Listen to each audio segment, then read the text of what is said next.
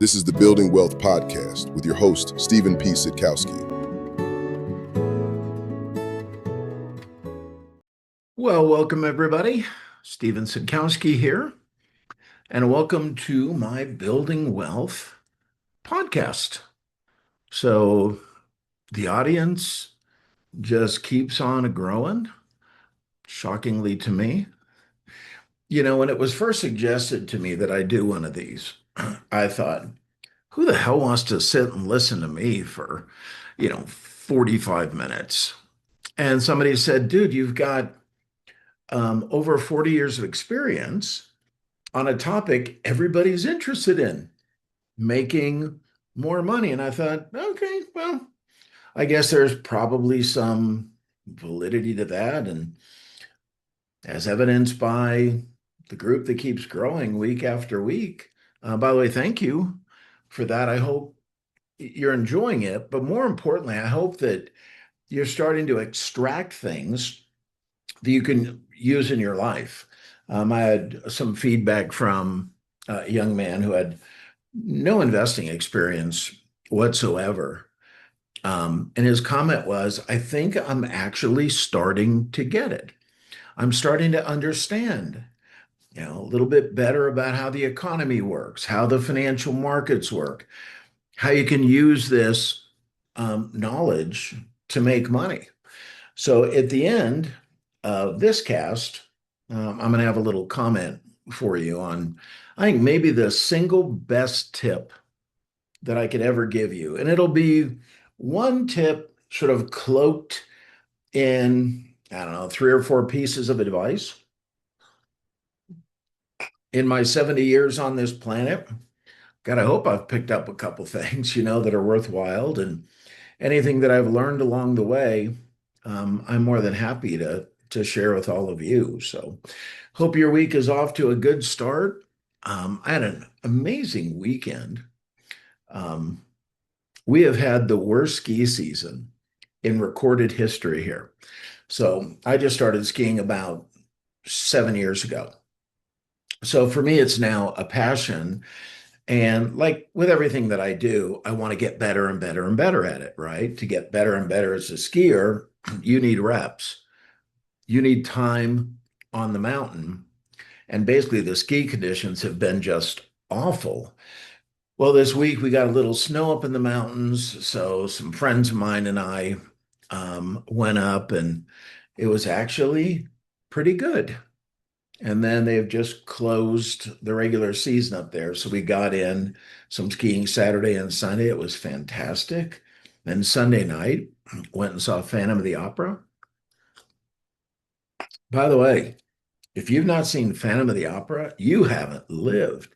I think that was my 10th time. I've seen that play literally all over the world. It is just, and every time it's fantastic. So now that you got what's happening in my life, here's a little bit of my background for those of you who don't know me. I've been working with people and their money now for over 4 decades. During that period of time, I've had an opportunity to train, mentor, guide, advise somewhere in the neighborhood of 1.5 million people. It has been my absolute honor to do so. And my goal is always the same: leave people better than how you found them. And the way that you do that is by sharing something of yourself with them. And that's what this Building Wealth podcast is all about. I want you to know that everything that we do here is for educational purposes only and shouldn't be considered as investment advice, even though I will comment from time to time on a particular stock or a trend that I see. My purpose is not for you to then go run out and buy the stock. It may or may not be appropriate for you, may or may not fit within, your financial ability or your risk tolerance. This is just me having a conversation with you, no different than, if you were sitting up in my office with me, looking out over the water with a view of those mountains that I hope next year will be holding a little more snow. So what's moving the markets right now? Things in Iran are far from settled, and I would suspect that's the soft way of saying it. So I have heard, I don't know, 4 or 5 times various announcements indicating that the war over there is basically done. We have an agreement. Iran, they want to cut a deal very badly. I've also heard all the threats, right? We're going to bomb them into extinction, basically, all of that sort of stuff. So the most recent was we're all playing nice. Stock market, love the news, shot up, oil prices came down. And then either, I guess it was yesterday, depending on when you're watching this, I'm recording on Monday, the 20th of April. But apparently, we attacked an Iranian cargo ship and seized it. Well, that's probably not going to make everybody over there happy. And so now, the market fell, but just a little bit today. I would have thought an event like that, given the fact that the opposite news shot the market up so dramatically, I'd have thought the market would have been down today 1.5%, 2%. I think that'd have been very realistic. Um, Instead, it was down like 0.25%. Again, now this is just for Monday. Whenever you're listening to this, things could be different one way or the other. The Dow was down 0.01%, S&P 0.24%, NASDAQ 0.26%. The Russell 2000 was up 0.57%. Go figure. I mean, that is completely illogical.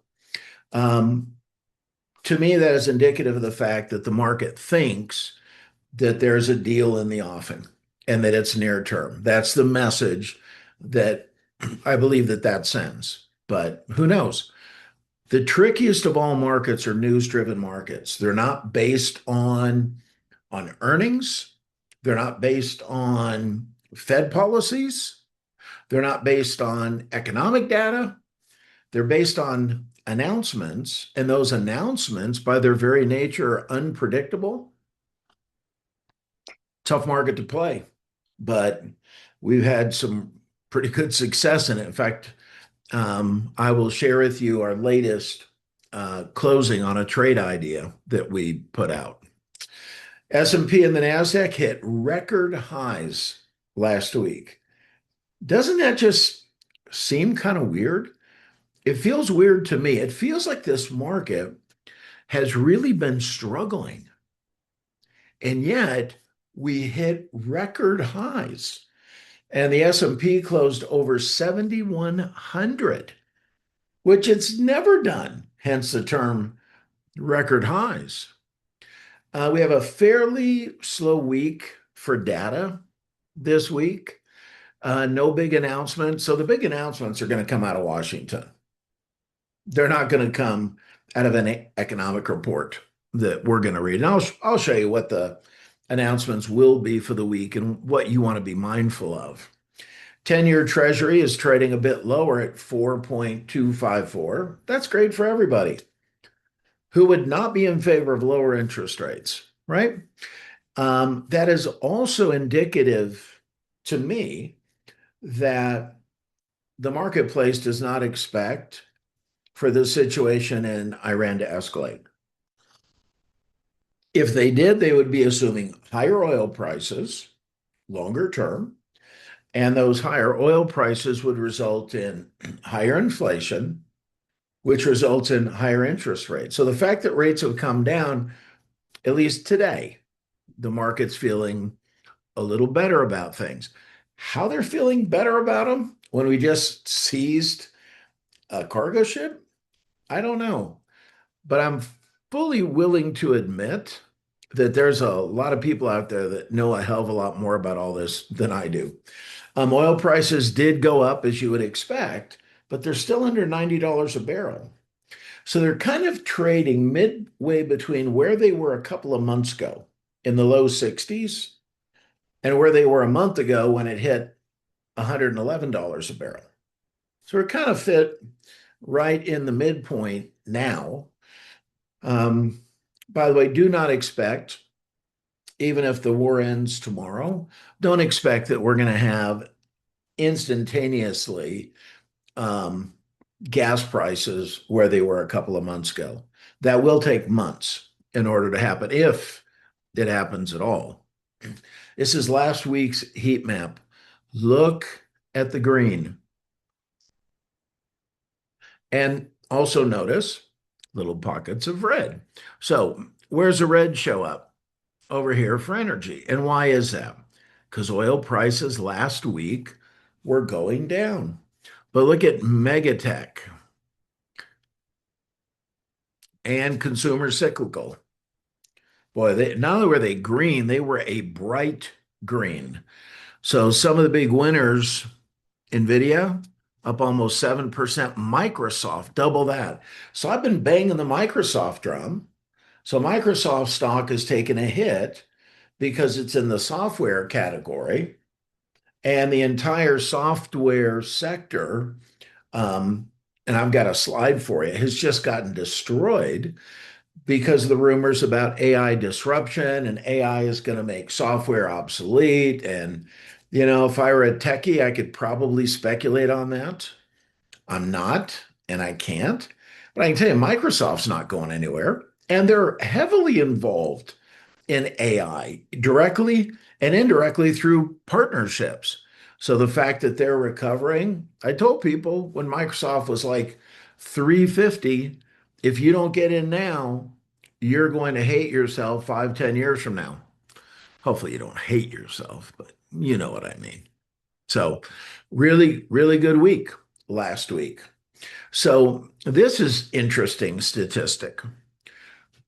There's a couple of terms that maybe you've heard. If not, I'm going to share them with you. One is called overbought. One is called oversold. So the idea behind, and these are statistical measures, normally we use the relative strength index for this. So it's on a scale of 0 to 100. Below 30, oversold, which means that the prices have been beaten down and probably represent a really good value. If you get above 70, we call that overbought, which means the prices have probably moved up dramatically and more than likely are going to expect a pullback in the not too distant future. Well, we have moved, listen to this, from oversold to overbought in 11 days. That's how quickly the market can change. So, and this is not opinion, this is statistical measure. It flipped in 11 days. It is the second fastest in history that has occurred, going back to 1950.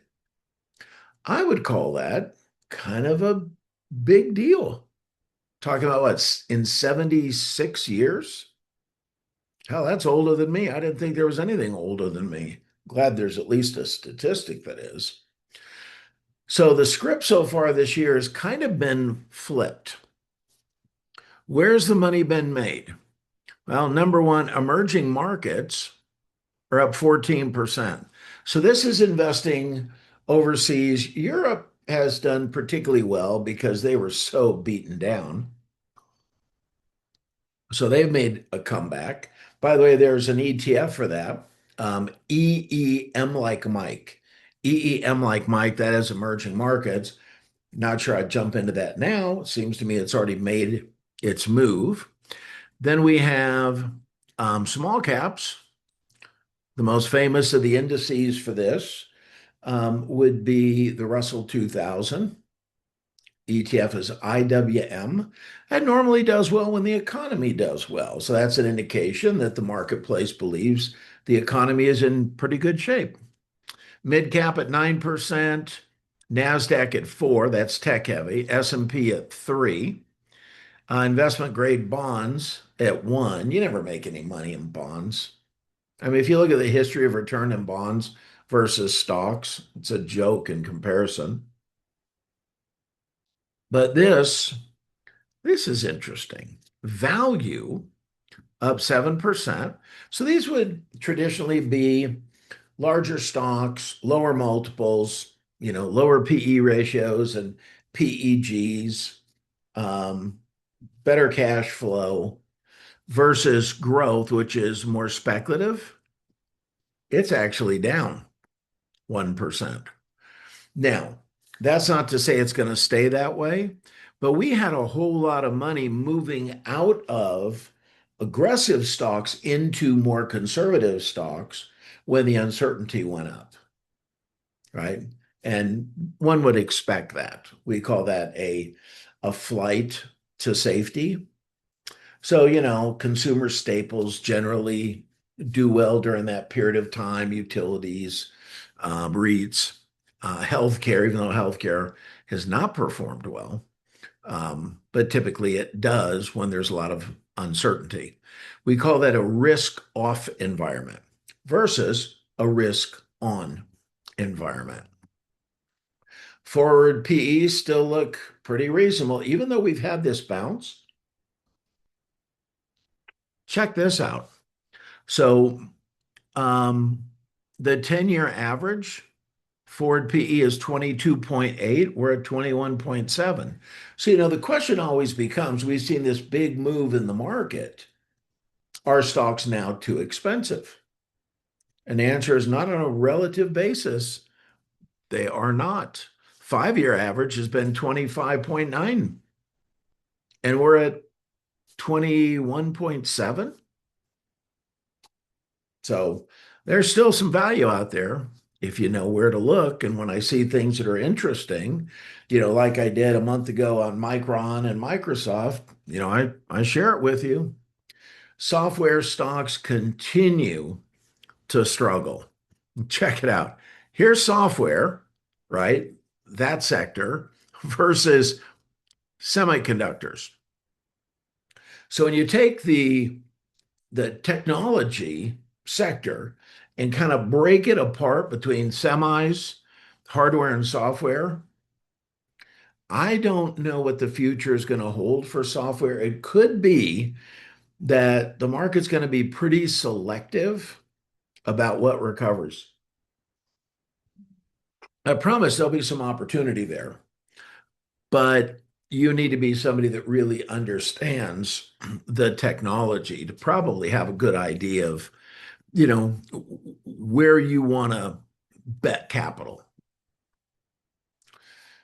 So when in doubt, follow the earnings.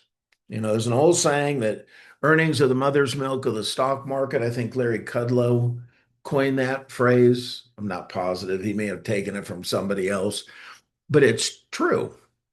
So, we talk about the magnificent seven stocks, NVIDIA and Apple and Microsoft and Tesla, Alphabet, so on. And they were kind of left for dead. I think it was believed by a lot of people that they had gotten too far ahead of their skis, went up too fast, and therefore were overbought. But when you come back to earnings, I mean, basically what you've got are the Magnificent Seven, which for the first quarter of 2026, their earnings are scheduled to go up 22.8%. The other 493 stocks, 10.1%. And for the calendar year, the Mag 7, 24.6 compared to, although it's a nice recovery, the other 497, 15.9. So those of you who doubt how the economy is doing, look at earnings of companies. That reflects how the economy is doing. It doesn't necessarily reflect how every person does, but there's nothing that's you're going to measure that reflects every individual. There are always going to be extremes. But by and large, things are humming along in decent shape. Market sentiment. So I need to qualify this for you. This was as of April 15th. So this was before the big market move. So as you might imagine, the sentiment wasn't great. We had gone from 35.7% bullish down to 31.7% bullish. So this is based on a survey done of independent investors. They do this every week. The bearishness actually went down just a tick. I mean, and when I say a tick went from 43 to 42.8. So let's say that stayed pretty constant. The bullishness went down a bit. It'll be interesting to see what this looks like next week. I think it'll be a whole lot better, as evidenced by the fear greed index. So, what a difference a week makes. So, a week ago, and this is a survey done by CNN, a week ago, we were in fear. A month ago, extreme fear. Now we have shifted. We are in greed, closer to extreme greed than neutral. So, what does that tell you? Tell you what it says to me. Investors are fickle, like most people. They're ruled kind of by their emotions. And the problem with that is that your emotions are governed by so many extraneous things and exogenous events. And any little thing can trip your emotions in a heartbeat, right? Where everything went from looking great to looking horrible to, hey, life is wonderful to the sky is falling. But that's how investors behave. So when I look at this, one of the things that I do is I personally handicap it. I ask myself, did they get it right? Should we be at 70? And I would tell you, no. I would tell you that we should probably be somewhere in the neutral range, not the greed range. I don't think we should be fear yet, but certainly, greed indicates the coast is clear, everything is terrific. And it's not. One announcement could throw this market upside down. Keep that in mind, my friends, and protect yourself accordingly. Something else that's really interesting, and by the way, a very positive development, as you know, I check in on interest rate forecasts on a regular basis. I look at this more days of the week than I don't. I wanted to say every day, but that would probably be an exaggeration. There are days when I miss. So, um, going into this year, we were forecasted to have two rate cuts. And then because of escalating oil prices, the inflationary nature of that, then basically we have no rate cuts scheduled for this year. And by the way, what is the significance of what the Fed does with interest rates? Well, when interest rates come down, the stock market typically goes up. The market loves low interest rates. I mean, pretty obvious why. It makes it easier for people to borrow money, spend money, stimulate the economy. It lowers one of the major expenses for some of the big leverage companies and so forth. So that was a major shift. But we didn't kind of know how it would shake out because we figured, well, oil prices aren't going to stay elevated. This isn't a demand driven increase in oil prices, right? It's a supply problem. Well, fixing the supply situation is pretty simple. Open the Strait of Hormuz. In any event, I watched forecasts for a rate cut get pushed off. And not long ago, we didn't see any probability greater than 50% of a rate cut before December of 2027. And now, as I'm looking at this, I am seeing there's better than a 50% chance of a rate cut in March. of next year. Still a long way off. A lot could happen. And there's a 50-50 chance of a rate cut in January of next year. Now, the sooner we resolve Iran, the sooner we get oil prices down, the sooner we'll get a rate cut, which would be a wonderful catalyst for the market. If we don't get oil prices down, forget about the rate cut. This week's earnings. So, what is it that I think could possibly move the markets? Um, I think RTX, formerly Raytheon, that one could be interesting because that's defense, right? Which is done really, really well because we had to build a lot of stuff, right? Capital One normally gives us a pretty good read on the consumer. Are they borrowing money? Are they spending money? Credit card usage? That could be fairly insightful. Um, then we have Tesla coming out with earnings after the bell on Wednesday, along with IBM. Those are potential market nudgers. In and of themselves, they're not going to move the market a big percent, but they can have a little bit of influence on the direction of the market. Then we have American Express, right? They're dealing with a more sophisticated consumer. Be interesting to hear their comments. Intel, a chip manufacturer, Intel's been making a big comeback. I own Intel. And I don't think there's anything on Friday that is really worth, making sure you check up on. But these others, I'd be paying attention to those. Sector performance year to date. So the market is up 3.74%. That is the S&P 500.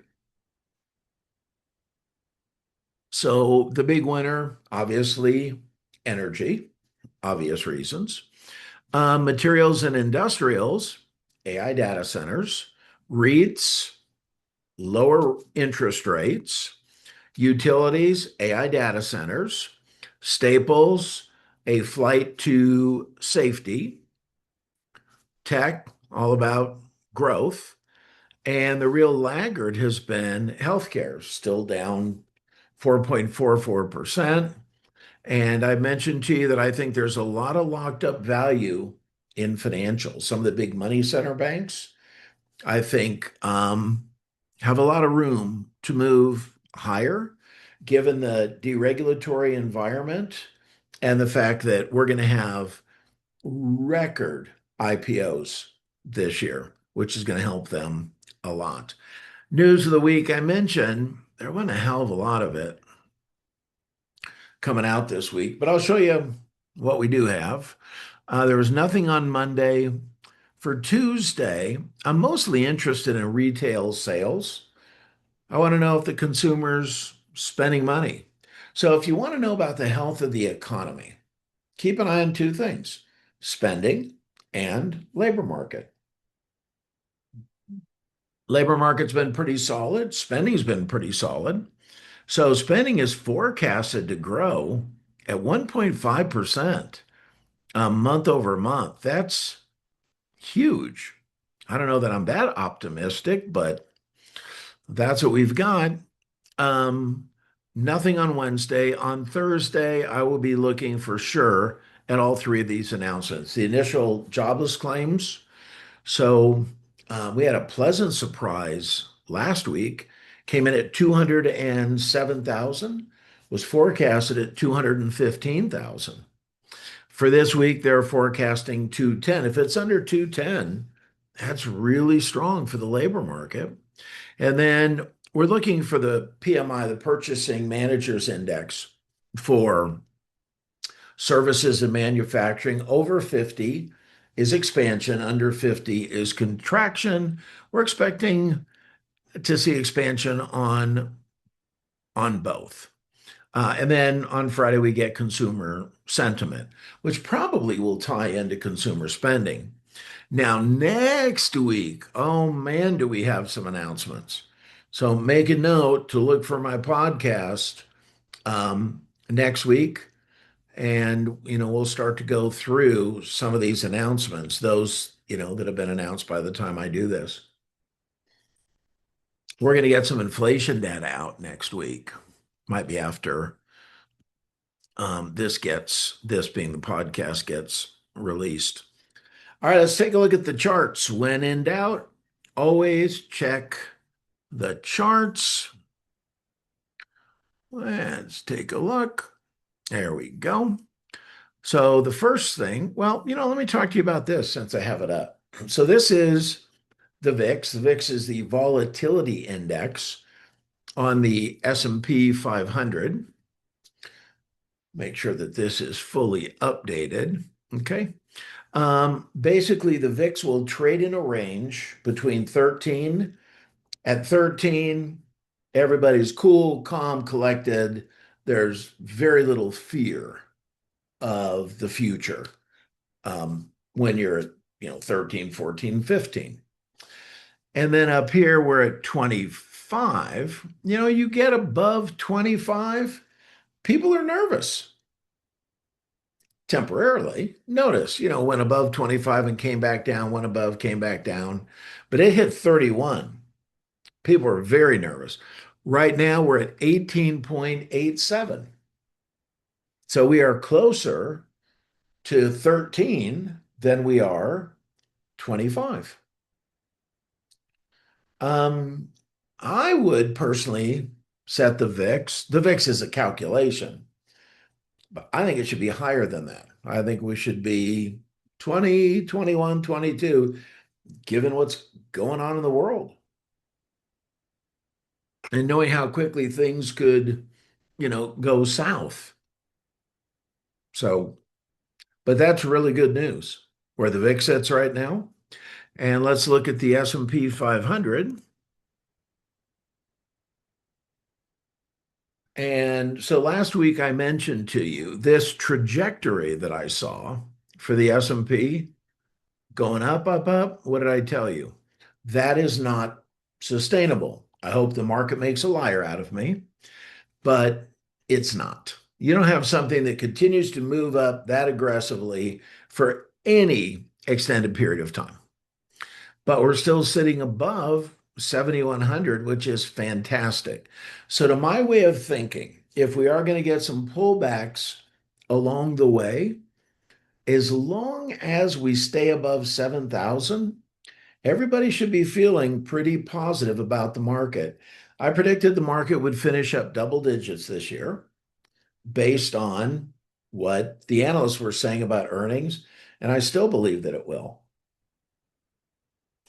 Right? I mean, we're up almost 4%. Given everything the market's been through, you don't think we could pick up another 6% between now and January 1st? Now, it could also be significantly less if something blows up on us, pardon the pun. Okay. So I'll be keeping an eye on it, filling you in on a weekly basis. But for right now, the charts look just fine. So my trading partner and I have a service where we offer trade ideas. These are options oriented, by the way, on a weekly basis. Typically two to four trades a week, depending on the market. And I always like to share with you, a result or two if I can. So this was a trade that we have closed. The expiration, you'll notice, was April 24th. And we didn't hold it until April 24th because Ulta did exactly what we were hoping. So when you do a spread trade like this, your forecast is that at expiration, the price of Ulta would be above $500 per share. Okay. As long as at expiration it's above 500, you're going to make a maximum profit. So we're selling in this case. We sold the 500 strike call option. We bought the 497.50 call option. The idea behind this trade structure is the option that we're selling helps to pay for the option that we're buying. So it allows you to get into trades with very minimal capital. I think this one was like $2.13 a share, something like that, which is $213 a contract. Well, we got out of it early.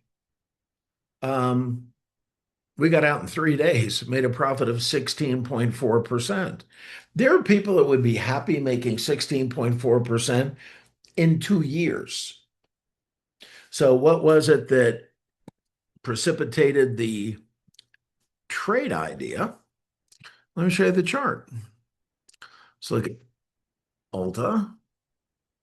I always like when I bang my ring in or my ring or my watch into the glass desk here. So you see this line right there? That's at 500. So the trade was put on, here, let me circle this for you, in this area right here. And basically we were counting on, see the blue line? That is a level of support, which means that basically every time that this stock gets down to that level, it tends to move higher. So we made a bet that it would do that again, and that bet was well paid off. And you can see for yourself what happened. The stock went higher. Might we take another trade on it? We might. We'll sort of see how things shake out. So those of you that are interested in taking a look at the trade ideas, you can go to our website. It's called tradeideasoftheweek.com. And here, I'll pull it up for you here real quick. And it's also got the track record on here. So trade ideas of the week. There we go. So that's the site. There's a little video in the upper right hand. Starts off with myself, then my trade partner. But right here, see real trades in real time. Click here to see our track record. So we announce the trade ideas and then we show you how to place the trades. So on closed trades this year, so far our win percentage has been 100%. By the way, we will not close the year with 100% winners. Okay, that just doesn't happen. Average return per trade, 16.99%. On average, we're in the trade about 10 days. So that's for this year. Last year, you can see all the trades that are involved, right? That's month by month. Last year, average return was a little better than 13% in 27 days. About 97% of those trades, we were able to get to the finish line with a profit. And in 2024, average hold 21 and a half days, average return per trade, 15.82%. Win percentage, 92.25%. So I would be shocked if you could tell me that you have a strategy that is doing anywhere near that. I hope I'm wrong. I hope you're all out there killing it. But if you could use some help with ideas, well, there it is. So I mentioned at the beginning I was going to share with you just kind of the best little piece of advice, and that it's probably 3 or 4 little pieces of advice all rolled into one. And the overall idea is this: be a lifetime learner. You know, the day that you get to the point where you think you know everything, then you stop learning, stop taking input, and at that point you've maxed out. And I'm here to tell you the rest of the world is going to move away from you. Because while the rest of us are keeping up with everything that's going on, when you've shut down because you figured you got it all sorted out, you're going to be left in the dust. Don't be that person. Also, don't be the person who doesn't pay attention to facts. Don't be the person where you develop an opinion about something and feel like you need to defend it, even if the facts tell you something else. I was having a conversation with somebody recently where they said, oh, yeah, the economy is awful and unemployment is going up. And I said, neither one of those two things are true. The facts don't support it. Unemployment hasn't changed. Initial jobless claims have been very positive the last several weeks, and the economy is growing, right? But once somebody presents the facts to you, if you don't go, oh, perhaps I should reconsider based on this new information. But a lot of people don't do that. They just want to hang on to what they want to be true, not to what is true. Does that make sense? So, secret of success, two things.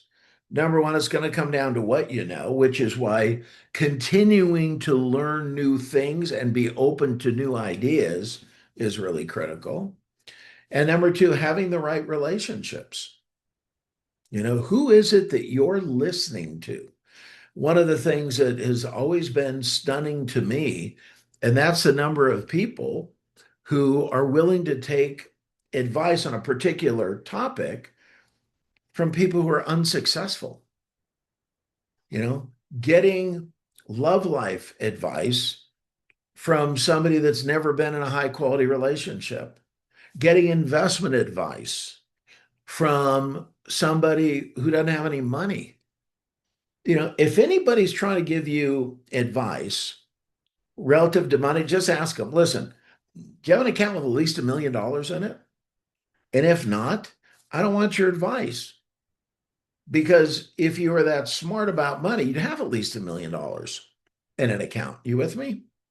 So, and that's another thing that I do. When somebody is trying to tell me how things work, I look at the quality of what they're doing in whatever that field happens to be.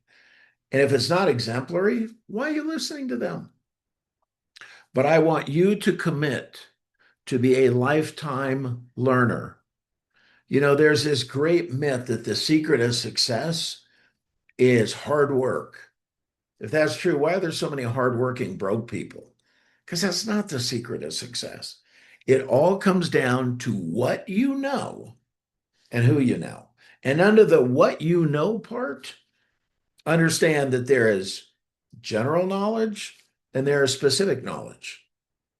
If we're talking about the financial markets, general knowledge would be, the difference between the New York Stock Exchange and the NASDAQ, right? General knowledge. Specific knowledge would be knowing how to pick a stock based on fundamental analysis, technical analysis, behavioral analysis, knowing how to utilize options, protect downside risk, and boost returns. What percentage of people do you think know how to do those two things that I just talked about on picking a stock or using options? Less than 3%, which is why less than 3% have all the money. Be a lifetime learner. And hopefully I'll get to be part of your lifetime learning. That's what I'm here for. And that's why I do this. So thank you so much for tuning in. It's an honor to be with you. And I will see you next week. Until then, be safe, be blessed. Bye for now.